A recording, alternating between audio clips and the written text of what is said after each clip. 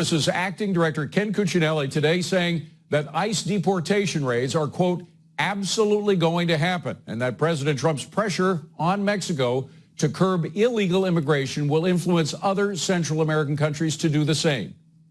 But there's no question the president's handling of foreign policy, in particular with Mexico and the Northern Triangle, is helping to make a difference here. Mexico is now a better partner than they have been in recent memory. And I believe you're going to see more headway made with the Northern Triangle countries as well. Joining me now is Congressman Mark Greene. He's a member of the House Oversight Committee, the Homeland Security Committee, and the House Freedom Caucus. Good to see you, Congressman. Ken Cuccinelli went a little bit further. He said we have gone at the border, quote, from calamity to near disaster. Now, that's still awful, but at least it's an improvement. Do you see that?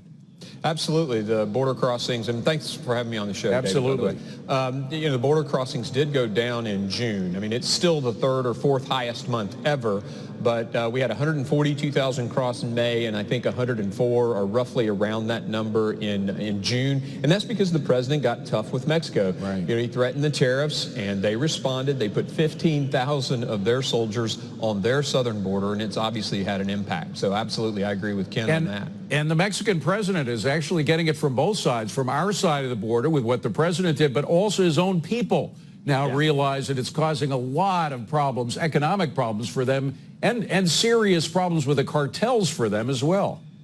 Absolutely. I mean, this is a huge crisis. It's been a crisis for a long time. Even now, the New York Times is saying it's a crisis. And the Democrats have got to get on board. And meanwhile, you've got the Democrats talking about doing away with Homeland Security. I mean, Alexandria Ocasio-Cortez wants to do away with the whole department. I mean, it's insanity. It is insane. I don't want to excuse her remarks at all because there was a frivolous nature to it that kind of goes along with a lot of what she says. On the other hand, there is one point that needs to be made about the Department of Homeland Security. It has become a very big bureaucracy, and even bureaucracies with the best intentions, and of course without DHS, we may have had another 9/11. Nevertheless, has it become so big that it's time to think about breaking up perhaps in parts?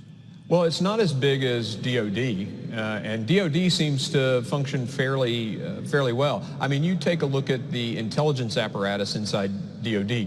I have a bill right now, it actually passed the Homeland Security Committee, that would synchronize the intelligence across the 22 agencies that were assembled to form Homeland Security all into one process and one system. But it's those kinds of streamlined things that need to happen at Homeland Security to make it function like DOD. But it's critical. I mean, you can't do away with the Coast Guard. No. You can't do away with ICE. You can't do away with Customs and Border Patrol. I mean, even legal immigration is processed through that department. So it's ridiculous and obviously grandstanding on her part. And one of the things these people don't understand, a lot of things they don't understand, but one is the way, we just saw in that report, that the cartels are using their human smuggling to assist in their drug smuggling. It's all part of the same system that they have going.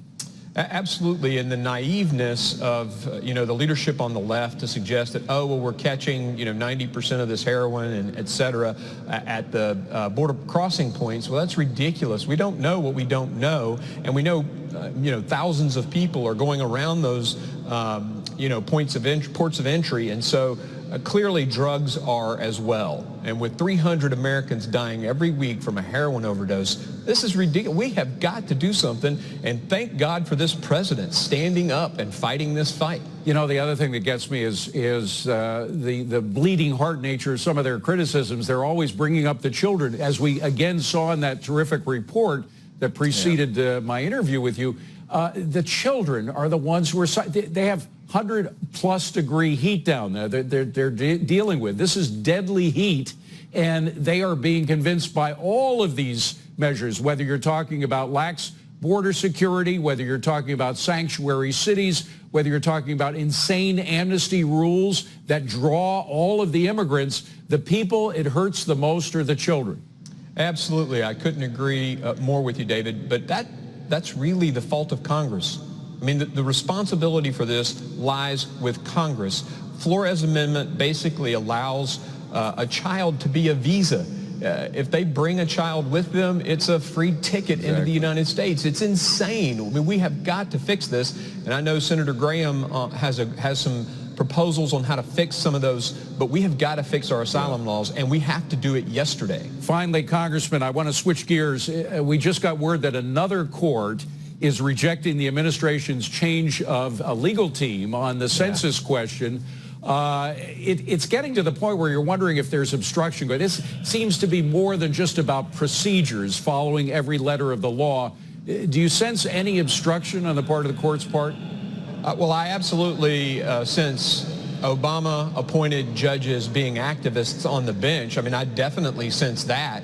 I mean, very clearly, a person who is defending themselves in a trial in the United States should get to pick their legal representation. It makes no sense that the president's team can't have the lawyers they want standing in that courtroom. It is ridiculous for them to deny it. It makes no sense. It's not in keeping with America's judicial precedences in the past. And they have shared all of the changes with the court. I'm reading the court papers right now. The court has in its hands all of the changes that are prerequisites for allowing those changes. It just doesn't, there seems to be something else going on here. Yeah, it's more activist judges. That's exactly what the left wants. They want to put people on the bench who will basically rule the country.